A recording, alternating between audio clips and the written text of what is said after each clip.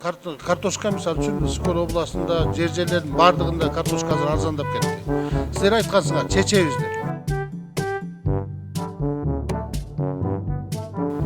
Эмне үчүн мындай маселелерди чечпей атасыңар да, могу проектилерди жанталашып чуркап келип жогорку кеңеште кыйкырып жүрөсүңөр. Өзүбүздүн иштерди ошол картошканы өткөрүү маселелерин көтөрүп бардык жерлерге чыгып атабыз. Максат Сенович, бул негизи 2 жылдан берки проект.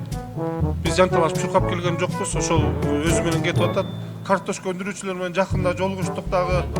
Ошол жана Кыргыз Ленд деген. Мейлем, бул болуп тур, быйыл картошка болсун. Эмди эт түшүп кетсем да болосуңар. Ошондой болот экен да. Минсельхоз эмне отурасыңар анда?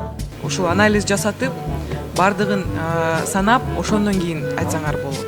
Кечирип коюңуз, туура эмес айтып алып турмун анда. Ушундай, мен азыр сизге айткандай айтып атам. Бүгүнкү күндө биздин жарандарды алдап атасыңар. Бизден Негизи- кечирим сурабай, биздин негизи- жарандардан кечирим сурашыңар. Негизи ошол лабораториядан, ошол Кытайдан келген дагы продукциялар текшерилет да. Болгон эле бир 3 гектар жерди буякта 2 сааттан бери талкуулап атабыз. Колдорунан эчтеке чече албайт. Бул картошка маселесин биз күнү карап атабыз. Сотри ей пожелай,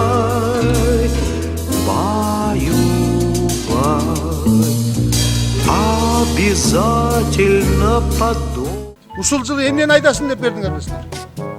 Элди эмне айдагыла ошол өтөт деп бердиңер, анализ бердиңер. Туура эмес иштер болсо же эме болсо кечирип коюңуздар, бирок